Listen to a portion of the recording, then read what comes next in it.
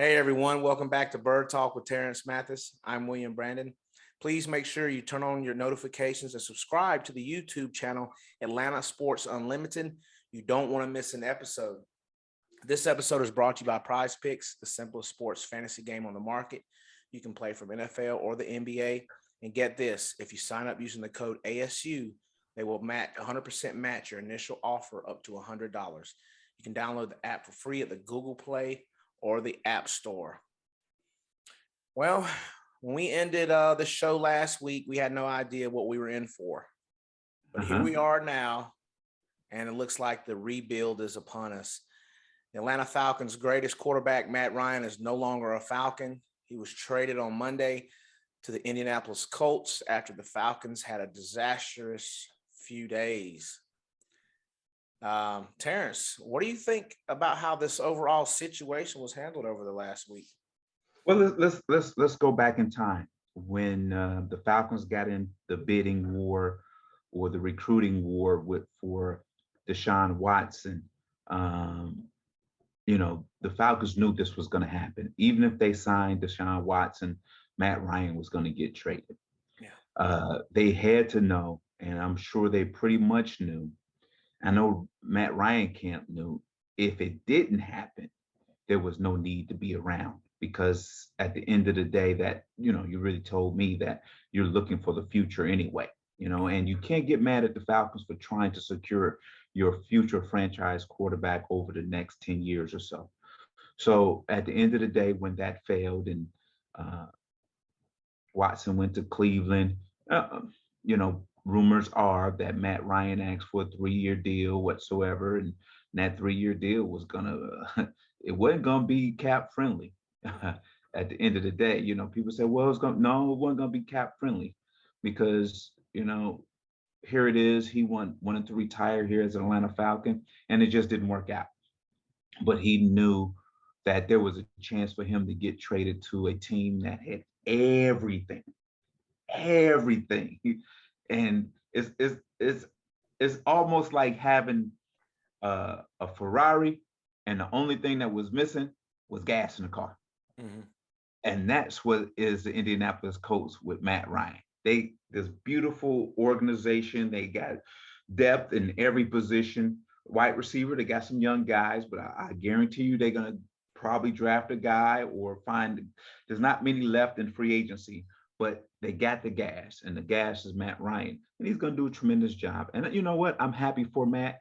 Here's an opportunity for him to really feel wanted, for one, to be in an organization that has a chance not only to win their division, but also have a chance to play for the conference championship. So good for Matt.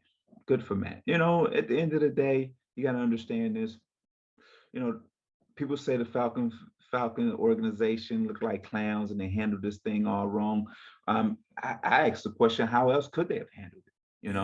At the end of the day, how else would you have handled it? The only other way you could have handled it is not get in that recruiting war for Deshaun Watson.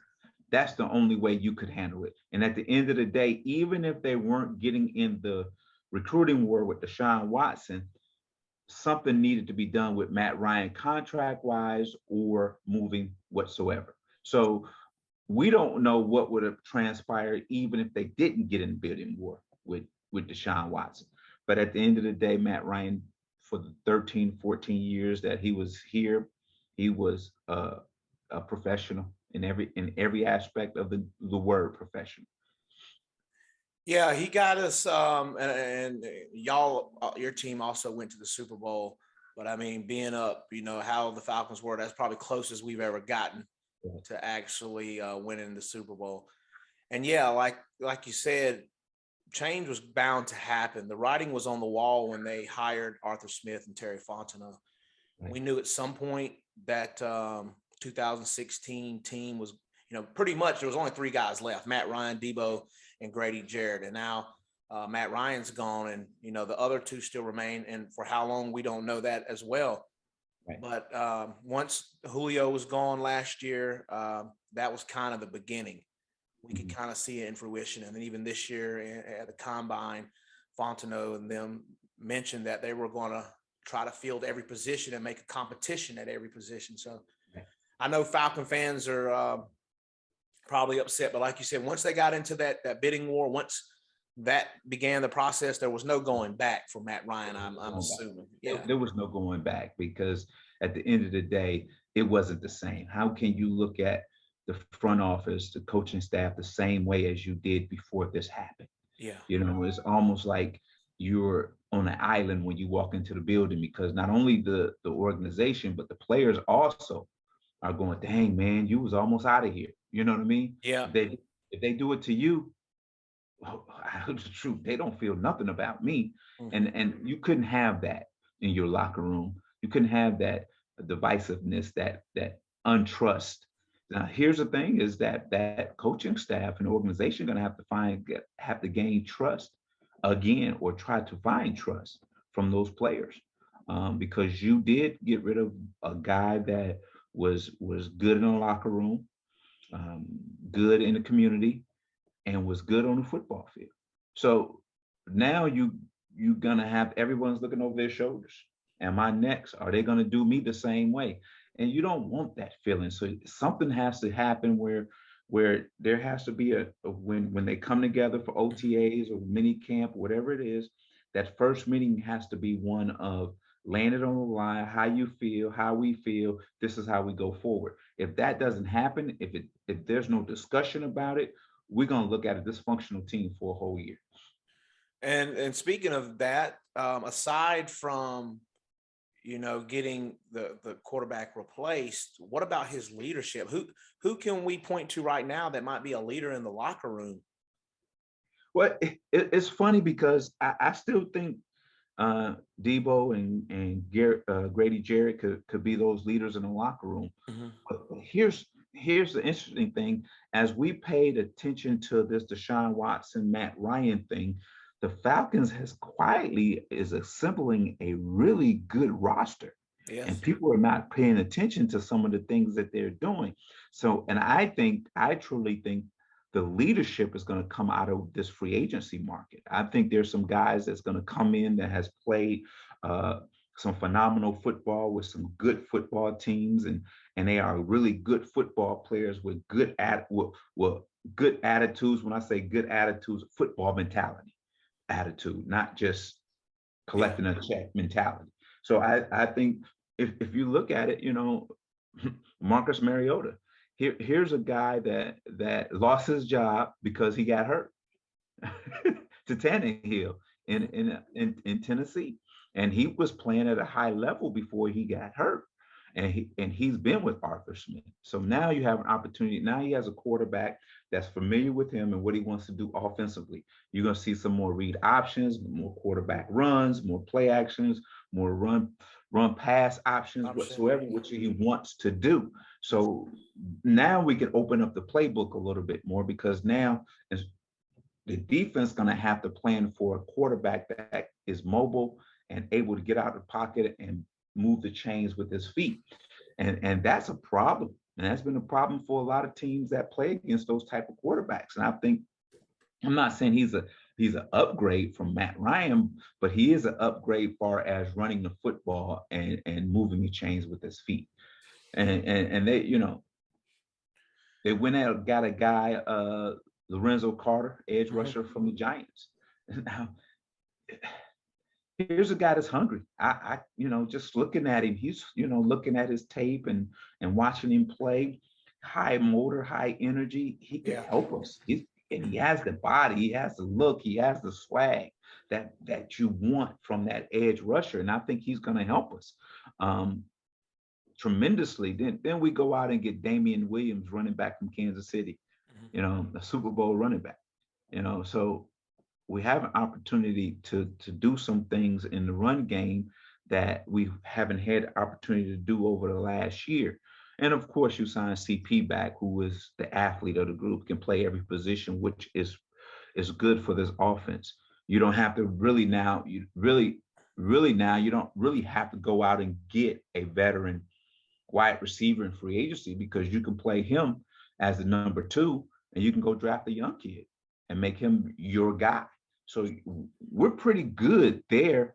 And then then you got to look at it. We signed big offensive tackle Elijah Wilkinson, which is that's that dude we've been talking about for the last 2 years that needs to bring some attitude to this offensive line. They got to be that dude in that meeting room that's going to throw some chairs around and get mad at some people. That's the guy we've been looking for. So now I can see the attitude of this offensive line. And we signed Jake Matthews back, who's been consistent from day one. Yeah. And we signed Isaiah Oliver back. That's huge because now we have a guy that can be a starter, but also play the number 3 receiver when he comes in the game, because we know that Casey Hayward Jr. is going to be the other guy on the side of AJ Terrell. And then, look, I'm telling you, man. And then you're looking at Tease Tabor going to play safety and can play corner. So that means he can cover a slot guy, a tight end, a running back, whatsoever. And why are we worried about this football team? They're plugging in places in free agency that is needed right now. So now you can go out if you want to. You can go out and you can draft a quarterback at number 8. You can go get Pickett or Malik or Willis or whoever you want. Or if you want to go get a receiver, you can go get a receiver. The 2 from Ohio State, Olave and the other kid. And there's 4 or 5 other kids in the draft that you can go get, and you can go get your running back in this draft now. Here's the thing, man. Falcons are quietly setting up a roster that is going to be you're going to have to contend with. It's going to be a roster that's really, really going to be totally different than last year, and I can see them playing much better with more enthusiasm. I don't say it's going to equate into wins, but yeah. I believe we're going to see a better product out there this coming season. Yeah, the Falcons, like you said, free agency, they added Casey Hayward from Perry, Georgia. So he is a native. And Lorenzo Carter also played at the University of Georgia. Unfortunately, we did lose a couple of fan favorites. Foye Oluokun, he got that bag by signing with the Jacksonville Jaguars. We wouldn't have been able to pay that tab. And Russell Gage signed with the Tampa Bay Buccaneers. So we've got even additional spots to add. Like I said, aside from the Matt Ryan no longer being a part of this franchise, and I know that's mainly fans just want to think the gutter. That's it. We're over with. What are we going to do? But when Matt Ryan was here, fans wanted him gone. So now it's like, which one is it? Yeah. What? So you said that, we should be able to fill in these holes on this roster. And I know we still have the draft and more free agency, but right now, what do you think the fans can expect out of this team? Are we going to be a 2-15 team with a top 3 pick, or no? You think they can be in if we're going to be 2-15 with a top 3 pick, that means we tank the season. And I would hate that an organization would do that to get a top 3 pick, to get one of the premier quarterbacks that's coming out in next year's draft. I would hate. My whole thing, I don't want to be there. I want to be in the bottom 15. I want to be in the bottom 20. I want to be there. I want to be 20 to 32. I don't want to be any higher than that, because that's more every time you do that, every time you pick high, you got to understand those contracts come up and then you have to pay more money, which means there's more salary cap problems. So, you can't keep picking it in the top 10 every year, and because it doesn't pay off for you, because you hoping this one player is going to change your organization, which in some organization it has happened, but in a lot of them it has not. Yeah. So just my whole thing is you're doing a great job building. I don't see 2-17. Do I see 7 wins next year? I don't know yet. I ask me that question after the draft. Ask me that after the draft, and I can tell you a little bit more. But right now, just on paper, this is a competitive football team. So we don't. I'm trying to think of who we could point to right now. That I guess maybe CP is one of our remaining receivers that carry over. Christian Blake may still be on the roster. Zacchaeus is still, Yeah, he's still Zacchaeus. So Zacchaeus. you're in those their shoes. Do you reach out to Marcus and go ahead and y'all start trying to work now prior to Yeah. OTAs and stuff? Because Yeah. We're getting together right now. We're going to a park wherever we can go, and we're going to throw some footballs. We're going to have dinner. We're going to have lunch. We're going to work out together. We're going to get to know each other. Our family's going to get to know each other whatsoever. If I'm a receiver, if I'm the receiver, well, we don't have a number one receiver, but if I'm that dude, I'm calling Marcus right when he got signed, and when he comes in, I'm right there. I'm in the building. And we're going to talk, and we're going to have conversation, and we're going to become like this. And that's what's wrong with today's game is that, everybody goes their separate ways. They don't want to get to know each other whatsoever. And they feel that we come together on practice days and on game days, and you're supposed to think there's supposed to be some kind of chemistry whatsoever. And it doesn't work like that. Mm-hmm. It's just like you going to middle school. You go see you go to school, you see your friend, bye, see you later. Then the weekend comes, you don't see him, and then you see him Monday, hey, and you say that's your friend, but you don't know anything about him. But all you know is that you're in the same math class with me. Yeah. You see what I'm saying? And we go to recess together. But that's not how you build a relationship. You build a relationship outside of the building. Yeah. Outside of the locker room, go to dinner, go each other's house, barbecue, whatsoever, do things, got Bible study, whatever it may be, get to know each other, because now once you get to know each other, you trust each other, and you're going to play for each other. And that's the key right there. Yeah. And one, I know, again, it's a sour note that he's gone, but a positive is that cap. Next season, the Falcons cap is projected to be upwards, of 100 million. And they haven't seen a number like that in a long time. Yeah. Hey, here's the funny thing is, everybody, the dead money cap. And all this and the caps, and we only got a third rounder for Matt Ryan, this and that. When the last time the cap played football? Mm-hmm. Cap don't put on a helmet and cleats and go out and play football. So why are we worried about that? Let's worry about the product that we're putting together and putting on the field. Because at the end of the day, we're worrying about other people's pockets. Mm-hmm. Like in the Malcolm X movie, get your hand out my pocket. Mm-hmm. Get your hand out my pocket. That's my pocket. Stop worrying about other people's pocket. Look, just put together a product for us that can be competitive and hopefully win football games and get us into the playoffs. That's all we want. And then we can keep building. Yeah, are we in a rebuild? Yes, but no.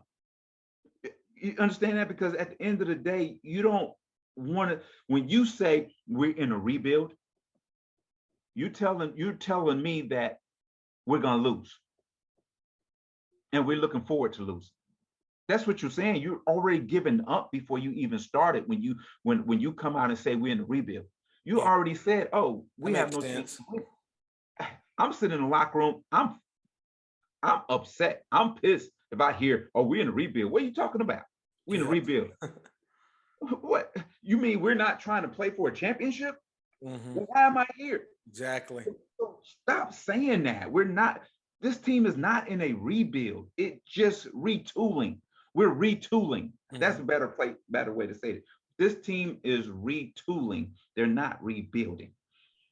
And for the fans that are upset about that third round pick and that's all we got, they have to understand that the Falcons really didn't have any leverage at that point. Once they went all in on Deshaun and was unable to get him, at that point, Matt's got all the leverage because at that point he's going to leave.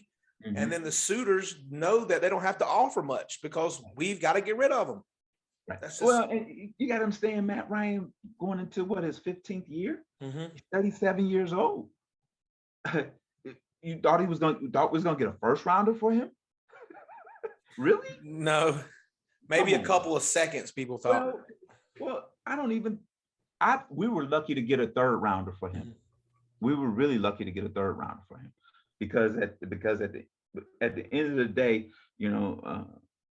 the Falcons had to get rid of him. They had to release him and let him go on about his way, and they had to get what they could get. And the third round was it. That's the highest they can get. People don't understand third round picks are essential to your football team Mhm. because when we talk about money and we talk about salary cap, that money is not a whole lot, and you usually get a really, really good football player in the third round Yeah. because that third round pick is that guy who thought he should have been in the first or second round.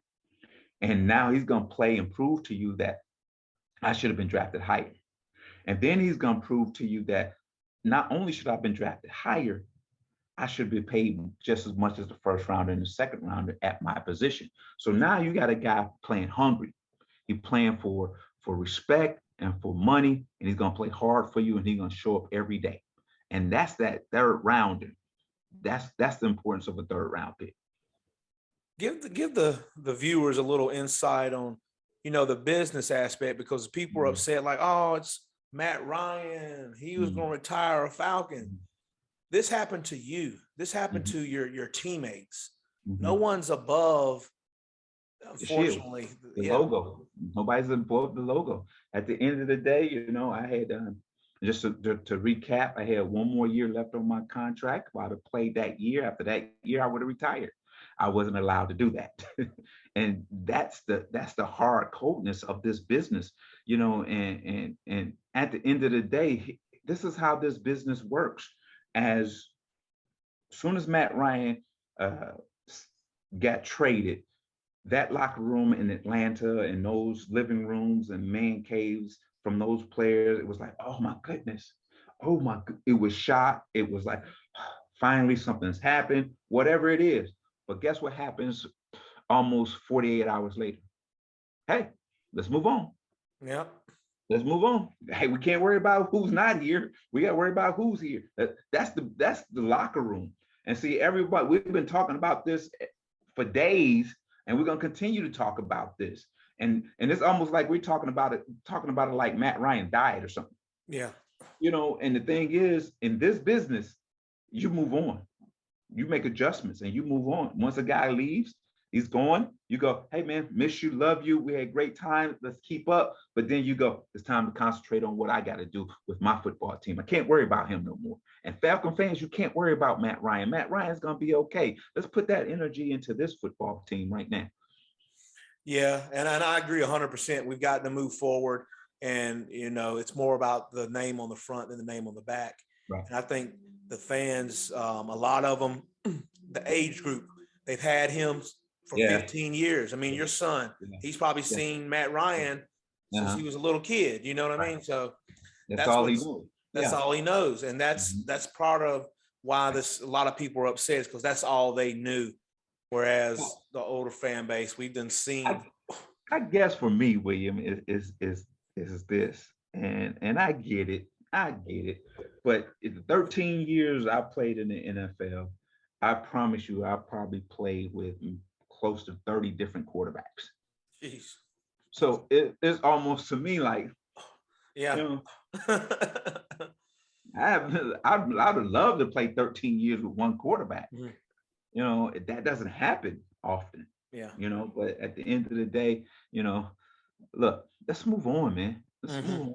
Let's and we'll be okay. Like I said, when Vic broke his leg, we had a whole season with Doug Johnson. Mm-hmm. When he was went to prison, we had Joey Ayrton and Byron Leftwich.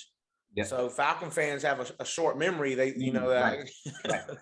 they forget that we did have a QB carousel at one point. Yeah, but here's the difference with the departure of Matt Ryan. You got a quality quarterback that's stepping in. Yeah. He's a really good quarterback. Mm-hmm.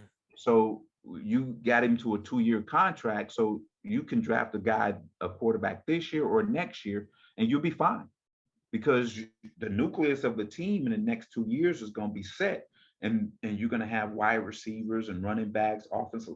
Everybody's going to be in place, and then whoever comes in here in the next 2 or 3 years, all he has to do is put the key in the ignition and start the car, because everything else is going to be set for him. Yeah, the last time I was looking up, it was like the last time the Titans came here and they beat up on the Falcons. I do recall Marcus Mariota, 18 for 27, 227 yards and 3 touchdowns. This was in 2019, and he did this to the Falcons. Right. I So, remember that. yeah. I remember that. So you got a quality guy. Come on. Don't be upset. Don't be too bad. Don't be too hard on Marcus, because put your arms around him, embrace him, give him well wishes. He's gonna do fine for us. He's gonna do fine for us. I think in the long term we'll be okay. This is time for renewal. Everyone gets new energy. It'll bring new energy into the building. I honestly believe that, and that it'll rejuvenate the fan base as a whole for the change. Also, in that shorter time, Mr. Brady came back since our last show, so he made things difficult, and Jameis Winston re-signed with the Saints. So it looks like we're the guys without a QB in our division. Aside from Marcus, we're not the guys bringing in the incumbent. Yeah, it's gonna be a competitive division again. Mm-hmm. I truly think that with Tom Brady coming back, the Buccaneers again are probably the favorite, then the Saints, Falcons, and the Panthers. At the end of the day, I think we can jump the Saints if the way we're putting together this roster and the way we're putting together this defense. I think we can jump the Saints and probably split with the Buccaneers and finish 2 in this division and get into the playoffs. I truly feel this. Well, here's the thing. I feel this because of the fact that I see this roster being put together, and I know if you go get another free agent receiver like DeMarcus Robinson out of Kansas City, it's not going to cost you a whole lot of money. He's probably could be a 1 or 2, and then you draft a guy in the first, second, or third round that can be your number 1. Now we're ready to go. We're ready to go. But here's the thing. The only thing that's going to hold these football players back and this team back is if we don't get some kind of sense of what we're doing scheme wise, offensively and defensively. Mm-hmm. If we're just going to call plays and like, I hope it works, we're going to struggle. If we don't formulate a system that we believe in and that these guys believe in and the coaches believe in, well, we're going to struggle. Because I told somebody the other day, you always hear coaches say, oh, he can't play, or he can't do this, or he's limited here and he's limited there. Every time someone says that, every time a coach says that, you know what I say? You can't coach. Because when you say a player can't play, that means you ain't coached him. Mm-hmm. Or you don't want to coach him. So don't give me that, oh, we're limited when we don't, our roster and this and that. That means you can't coach. Because at the end of the day, if you're coaching where you're coaching so hard, you're sweating bullets and you're drained every time you come off the field, those players will realize that and see that and say, my coach is working harder than I am. Yeah. And then they're going to buy into what you sell. And then they're going to work hard for you. And then you're going to win football games. But you got to put in the work. And you got the least of them got to be as important as the number one guy. Got to be. Because if he's not, you shouldn't be coaching. You shouldn't be coaching. Yeah, they definitely got to, since Matt's going to get this locker room together and make them feel like they're moving forward to a unified goal. And that's to win a championship. Right. And if not, they've got to rectify the things. Before we get off, though, I'm looking at your shirt, the NFLPA, and it got me thinking. Did you happen to see that young man from Michigan who was playing? He had his pro day. Yes. And he got hurt, and then the people just. What can we do to try to better the situation? I mean, I know the simple thing is they could have just tried to check on the kid rather than pick the ball up and move on, but. It's just disturbing sometimes how I feel like players are overall just looked at like a number or a thing. Like cattle. Yeah. Go down, shoot him, put him out in pasture. Yeah, that's how the kid went down. And everybody looked at him, just walked away. It was like, oh well. There's a post out there with Jawan Howard hugging the kid from Tennessee, Yeah, I and the saw. kid was just bawling, and Jawan is. We just want to know you care. Yeah. You know, we just want to know you care. You want us to care, but you don't care about us. And at the end of the day, I want to know who was putting him through those drills. Yeah. This is an edge rusher. Why is he backpedaling, catching balls, going forward, sprinting, and all that stuff? That's not what he do. Why you put him to that type of drill work? Not an outside linebacker. Yeah. He's an edge rusher. What are you doing? So my whole thing is, if I'm the agent, and even if I'm Harbaugh, I'm asking the question: why did you put him through that kind of drill work? Yeah. So now you got to have. See, we go back to having competent people at that level. You see what I'm saying? There's a lot of incompetent people in NFL buildings. A lot of them. Yeah, it appears that way. Yeah. So that needs to be fixed. That's one thing that needs to be fixed. But at the end of the day, they say he'll be out about 6 months or so. That's fine. He's gonna get drafted, and I'll take a chance on him. If he's sitting there at number 3 in the 3rd round, if he's sitting there, I'll pick him up.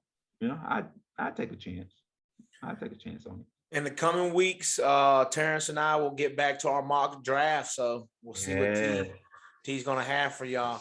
What do you got to end for today's show? You know, I want to end with this, and there's 2 things I want to end with. Sometimes I'm very critical on the Atlanta Falcons, and sometimes deservedly so. But at the end of the day, as you see, that's who I am. That's what I love this team. I love this team. I just want to see them do better. And that's why I'm so critical. I want to see them do better. But at the end of the day, if you love that team and that logo, promote it, cheer for it, and stop throwing mud on it. What does that do? You say you're a Falcon fan, but you throw mud all over it. At the end of the day, it's a little bit about ownership, management, and coaches. But the big picture is those players. Those players, because they got to go out and play, win or lose. They got to endure fan bases when they go out to dinner, after games, wherever it may be. So they're the most important thing you should be worried about is those football players, because they're human beings also. So be kind, be understanding, and be patient. And my second thing is this: Matt Ryan, go do your thing, man. Prove them all wrong. Prove them all wrong. Go do your thing. I'm going to be praying for you and cheering for you. So good luck to you. Always. Once a dirty bird, always a dirty bird. Facts. I hope everyone has a great day. Remember to subscribe and tune in each week. Y'all have a great day, everybody. All right.